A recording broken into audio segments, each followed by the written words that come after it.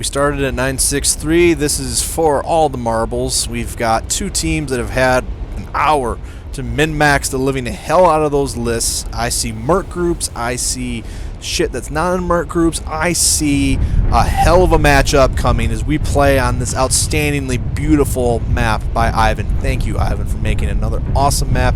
We look forward to playtesting the hell out of it here. This is the Chaos March battle. We have had some epic fights today.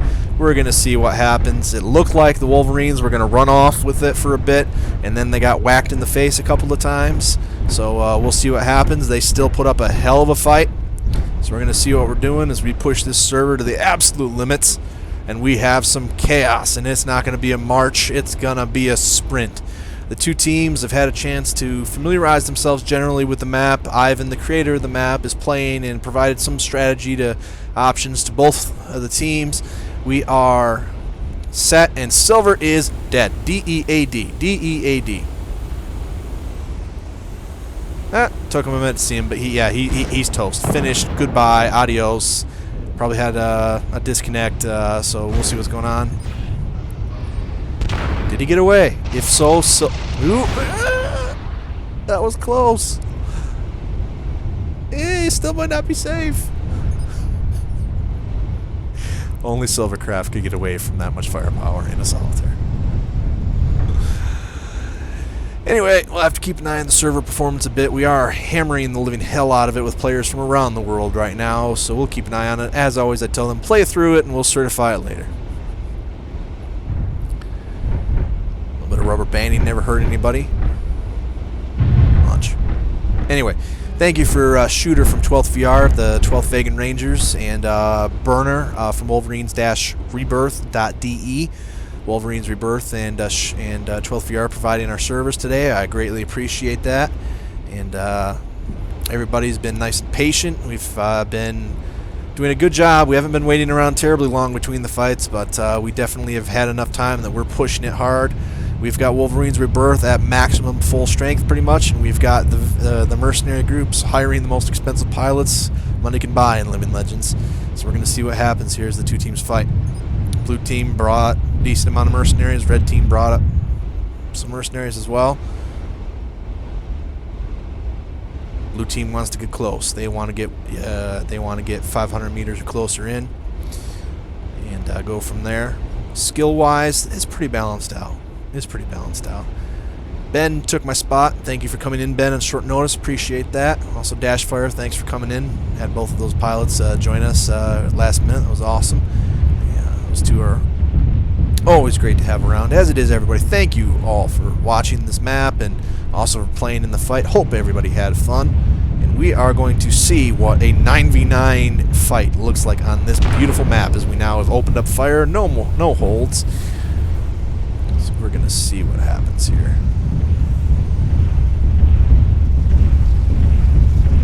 Ooh, Hephaestus. I love those little things as the shots come into your living room, ladies and gentlemen. Well, I'm not sure what to expect here. Edit one, possibly. Not sure what to expect at all as we see the two teams just waiting now. Waiting.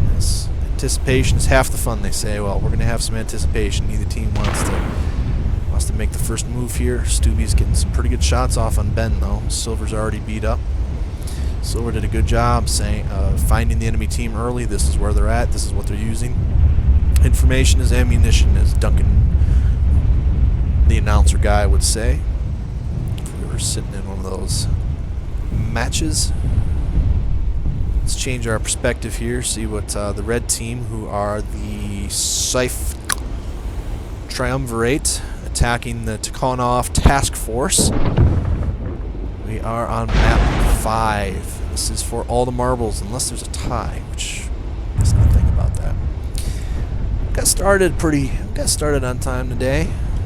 Played pretty through, and we've had some good turnover. We've had a number of players join us early, and then had to go to bed. So we had some other pilots come in, and good day today.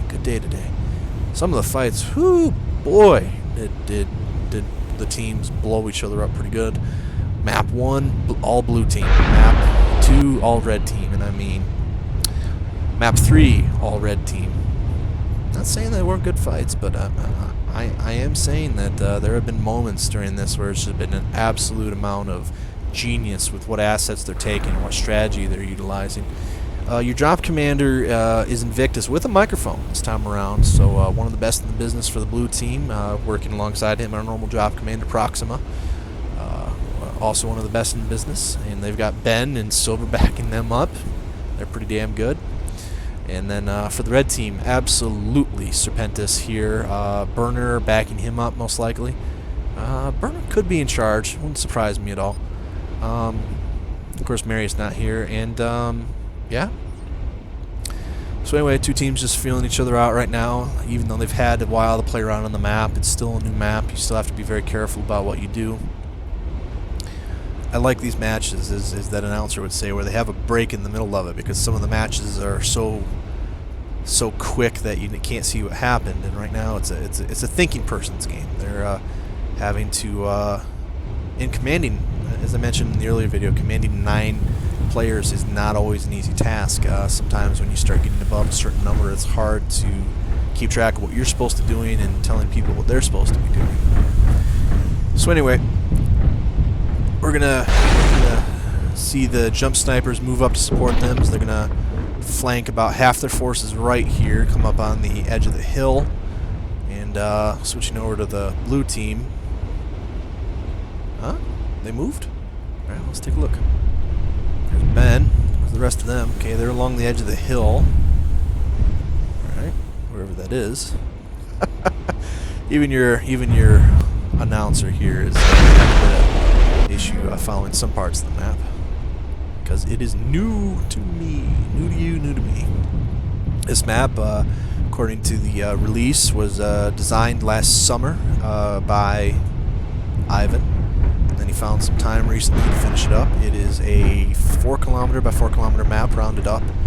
It is terrain control, designed to support the number of pilots that we usually see on, and it's a very interesting map, and look forward to playing it tomorrow. If you're watching this on Saturday night and you want to play this map, come on in on Sunday around 4 p.m. North America Eastern Time, or around 2100 GMT UTC.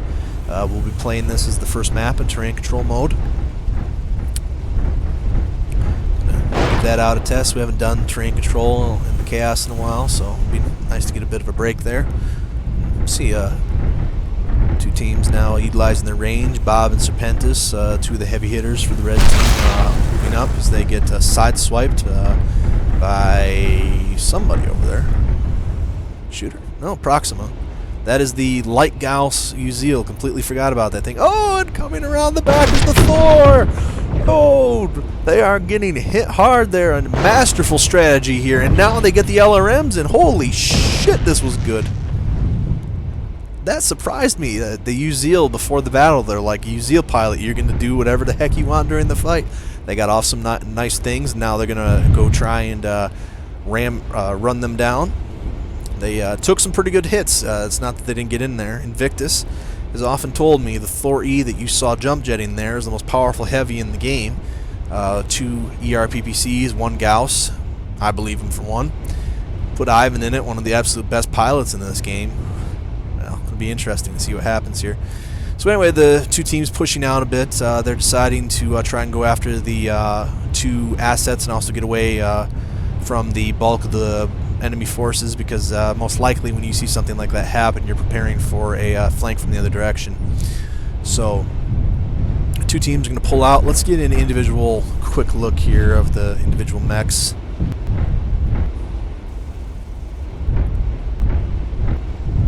Just a gorgeous map. Reminds me a little bit of New Avalon. A lot of green in it. It's got its own visual flair to it. It is just outstanding that we still get this amount of quality work done by our community team and our volunteers. It is just awesome to still have new content for this game so long afterwards. So hats off, content makers. Keep up the good work. Anyway, time, yes, is going to slowly become an issue. Let's take a break here a sec and see how long we've been recording.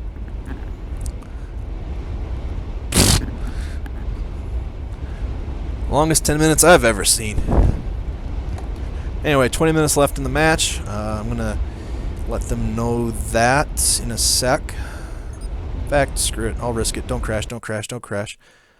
Channel switched. Just under 20 minutes left. Channel switched. Just under 20 minutes left. Channel switched. I don't usually like going into the channels like that, but in a match like this, I think it's important to keep them advised. Usually they do a pretty good job of keeping track of the time themselves, but every once in a while, if I get an opportunity to let them know, I will. Now in this particular case, both teams there are no battle armor, there are no flying things, so they're all carrying assets. So any one of these lucky pilots could be the last one alive for their respective team, and as long as they're the last one alive, period, that team will carry the battle. We're seeing enough fighting that I don't think we're going to go all the way to the full 30 minutes, but I do expect that we've got another 5 minutes, 10 minutes in here easily. So hang back. Hopefully you're enjoying yourselves. Maybe grab a bite of that popcorn, because the two teams are just sniping at each other for the moment. We do have our first death. While I was dicking around, it looks like that they were able to take Rask down. Rask and a lighter asset, probably, I'd imagine. So not the end of the world.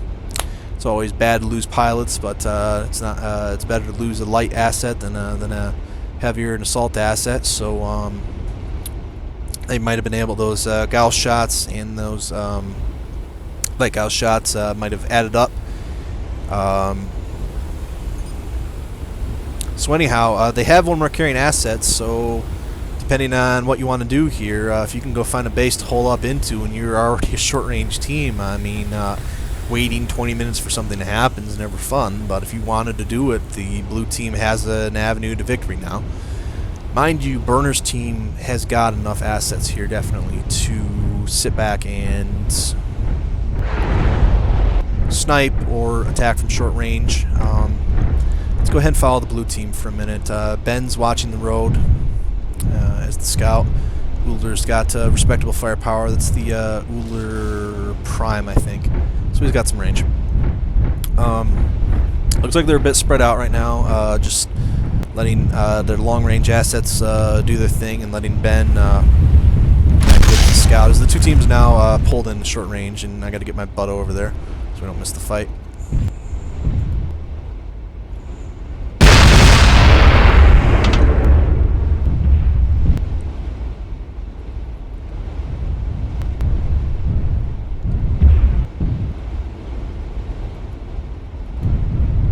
There we go. Alright, where's Ben at? Alright, where's Ben? So, yeah, that 5-10 minute estimate might be more like 5 seconds.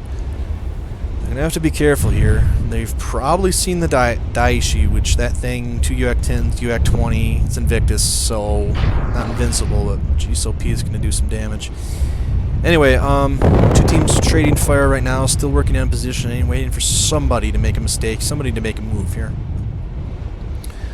They're going to... I think they've got some crossfire set up. I think the Uziel and the Thor. Yep, the Uziel and Thor, you can see way down there, are still setting up for some long-range crossfire against Django. Django's going to move in. We'll stick... I think we'll move to the red team. Keep an eye out over here. So they're trying to move off to the side, get back to the base. Django exchanging firepower with Proxima. Ivan down there. Red team's pulling back up, pulling away a little bit. They don't want anything to do with that Tikhonov's assault mech right now. Trying to get a couple of long-range shots. This match playing out a little more at long range than I would have first expected, as Proxima gets a couple shots off. Now they have the Thor down there, so Django will be able to do some damage, maybe get the kill on Proxima.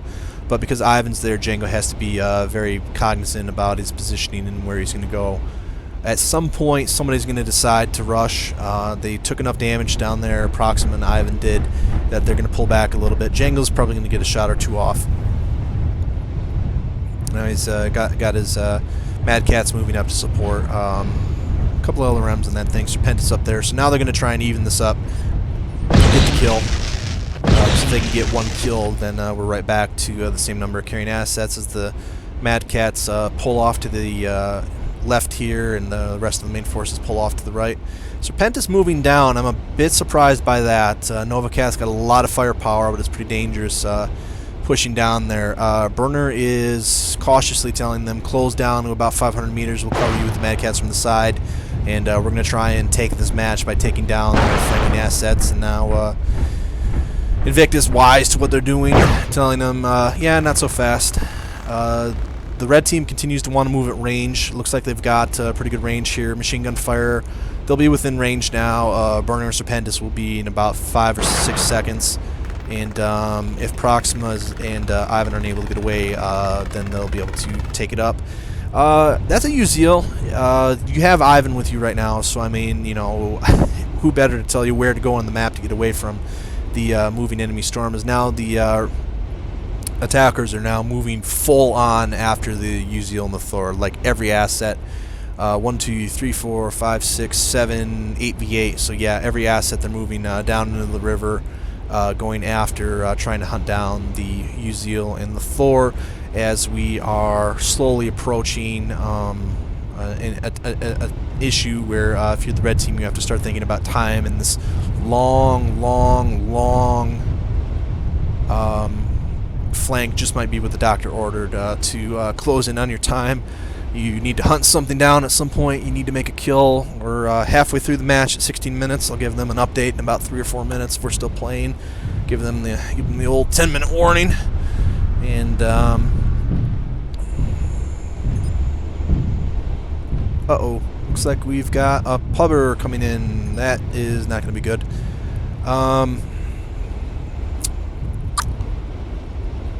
Let's see. Keep an eye on it. Anyway, blue team still holding up. They like that spot. They want to force the red team to come up and attack them. Tikhonov happy to sit back, keep sniping for a bit. They think they've done enough damage to the big mechs, and here we go. I hope I'm not the only one recording right now. That's all I hope.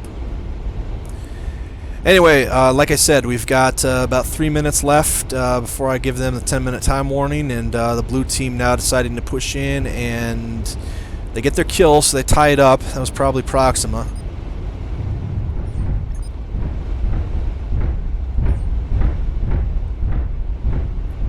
I'll try to be as quick as I can about this.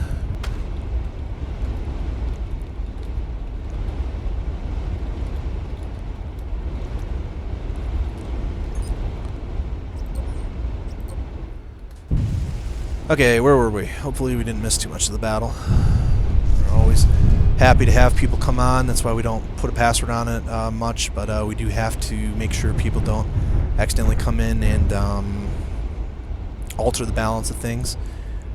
We're always happy to have people. mwll.mwmaster.com. Come play with us. Don't have to have a microphone, just need to be able to hear us. We need to be able to tell you what mech to use, what asset to go in, where to go, what team to join, that kind of thing. They've tied it up now, and we're getting near that 10-minute warning. They've got both teams are pretty tied up.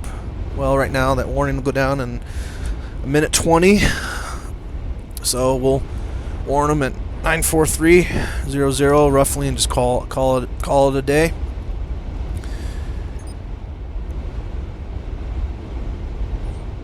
So we started 8v8, we're down to 7v7. Burner's still being aggressive, pushing. Cuddles in his Uller, lost an arm, still fighting though. Unlike, say, a Novacat where you lose an arm, you've still got enough weapons to back it up. Well, it's only one arm. I mean, if it was 2 arms, but better than losing a leg. Blue team now trading positions. Blue team's moving in where the red team was. Tikhonov wanting to keep any range advantage they have and trying to attack with their ground assets. You can see Proxima did indeed take a pretty bad beating. They're setting up their multiple assets, and oh, holy crap, Victus crashed. If he can't get back to that Daiichi, this match might as well be over, so they're going to protect that. Red team, it's their decision. They can fire on it if they desire. I'm going to say 10 minutes left. He's on top. A little under 10 minutes left. Channel switched. Little under 10 minutes left. Channel switched. Oh boy, that's not good. Well, hang with me. We're gonna get back in. Hopefully, nothing important happens while we're in there. Two teams are working to gain an advantage without the Daishi. They can't attack right now. Burner's usually pretty cool about not attacking anything, but it's certainly within his right to blow that thing up. And the main thing is that it's the whole enchilada for the whole planet, and the fact that there is only a few minutes left. If they find that Daishi, they're not going to be afraid to push. And so Invictus has to get back, has to connect. Me connecting back to supervise is probably not going to help his efforts. If they don't get that Daishi back, this is going to be an unprecedented thing, because that's a carrying asset till the end of the match, with or without the pilot in there, and it's not explicitly covered by the rules, this, that. So my job could get very interesting here in a few minutes. But the match will continue. We'll see what happens, what we missed.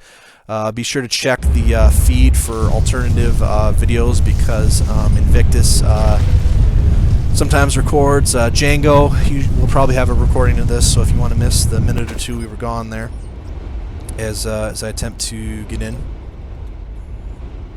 And there we go.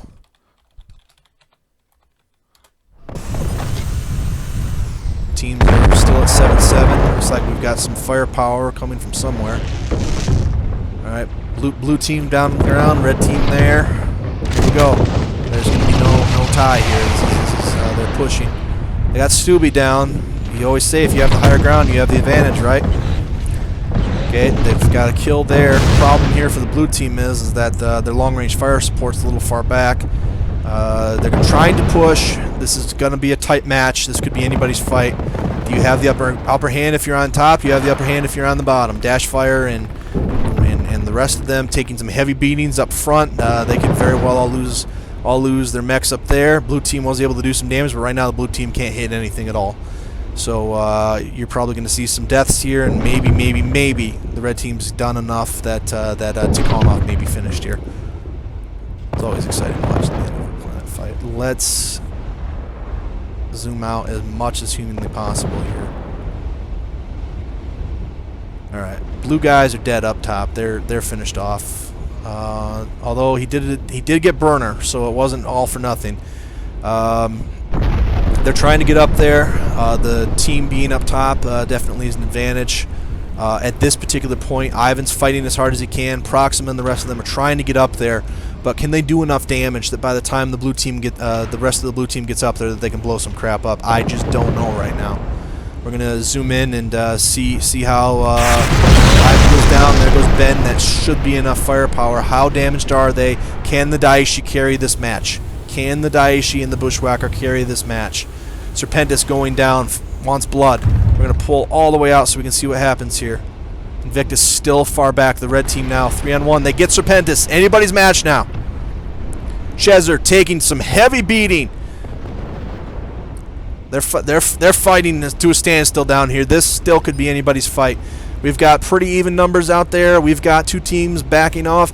Bob pulling back. Can Invictus get up there and before time runs out, can they get enough firing going on here? This may come down to who has the carrying assets when time runs down.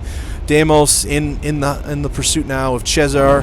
Chezzer hunting down Django, trying to get Cuddles. There goes Chezzer. The blue team losing more and more firepower. Proxima tries to get off a couple of shots. He will try to fall down. Will he make it down? He does make it down. Where is the Daishi is your question. The Daishi is all this match is right now. They've done a significant damage to all of the mechs remaining here. We've got two different firefights going on. Sorry about the small pixelated things. All right, I don't know. Nope, that's going to be it. That's just not enough left for the defenders. If I were the attackers, I would even in the back of my mind be thinking, let's get to distance and let's force them to come to us. Time is running short enough that they don't have enough speed to get up there. Okay, you've got a Ryokin, you've got a Bushwhacker, you've got a Uziel, you've got a Daishi. You've got experienced hands. You've got two players that are newer, but working together from the Capellan unit down there with Thunderbird and his buddy. So we're going to see what happens here. This could be their moment in the sun. This could be not their moment in the sun. Who has more carrying assets right now? I'm so excited I can't even tell. User joined your channel. So as we record this match, and I welcome anybody to comment in on it, we watch that the blue team has 4 remaining assets. I believe the red team also has 4. We could run out of time and have a tie and go to a map 6. Hello, duelist. What's the time right now? How many minutes do we have left? We are running very low, Mr. Serpentis. We are 4 minutes and 30 seconds left. User joined your channel. Hey, how much time left? 4 minutes, 30 seconds. Ooh, there's a close User one. left your channel. Serpentis, are you still here? Yes. Tell the enemy team 4 minutes left. Okay. User left your channel. The two teams exchanging firepower, having to decide what they're going to do. Everybody's been told. Okay, thank you. Serpentis, a hell of a battle going down there. 4 remaining assets for each team. I don't know how to call it. Yeah, close call. Close call. Deimos is approaching them too. Let's see how he fares. What happened before. If that Daiichi is fresh, Oh, and he's if that Daiichi is fresh, making it. they're good. If it's not fresh, then anybody's match, I think. Yep. 5 dead on 5 dead. Or wait a bit, is it 4 dead for us? I don't actually know how many are left. Of I our see team right now. 4 left. Bob's very beat Yeah. up.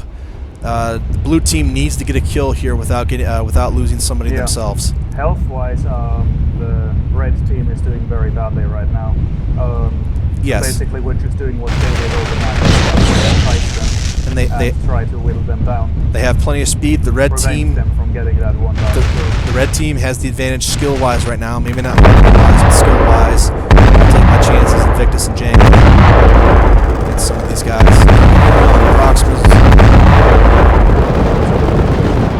If that Daiichi goes down, it'll be over. I think we're getting down near Seems about... like they're running away successfully. Shooter and Chango are covering Bob's retreat. If you look, Bob and Deimos are just fighting off. 2 minutes 45 seconds Probably left. like a strawberry at that point. Match will end roughly at 9:33 and change, and just an interesting map. How many minutes left? About 2 minutes. Ooh. I don't know if the Close blue one. team can hunt down the red team that fast. They're And pulling back now. yep, Blue team is they want to force a draw. yep. Well, Django does one of his jungle maneuvers and actually gets a draw in. Or Well, a kill in. well, if we have a The draw, Red team could still win this. Red team has the range advantage in this case. Because Invictus is in a close range dive. Hero is in his bushwhacker with a rack. after a while, Bob's going to have to think about whether or not he wants to risk engaging. He's heavily beat up. Jungle gets that kill. We win. If not, there's a draw. Invictus deciding that he wants. No, it seems like blue team is forcing a draw now. Yep, and as long as they're still trying to They're all engage, hiding. they're fine, Both teams really. Jungle is the only one still in the action. and that's fine because I guess that's down to 1 minute. the two roughly, the two teams are still trying to engage each other from range. It's a Yeah, bit. they're forming. Red team is forming back up again. Blue team just hides. Yep, and it's a valid strategy. If they had tried to do this at the beginning of the match and power down in a corner of the map, then we'd have a problem. But given the fact that the two teams are still generally within range and can attack each other, we have an unprecedented draw on a map 5 on such a serious try-hard thing. And now I have to go in and select an extra map and hope that we have enough pilots to finish this off. It'll be very, very interesting to see how this works. Well, Yeah. Serpentis, they have 50 seconds. What's the clock say? 50 seconds. 45 roughly.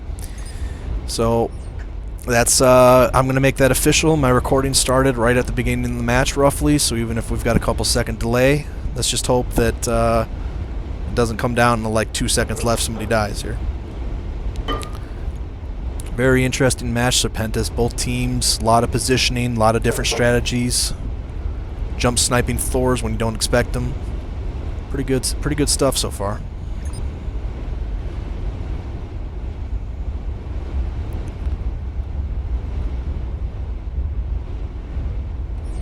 Chango is still putting up some pressure here.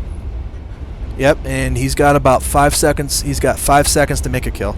So officially in 3, 2, 1, for proof. There's it.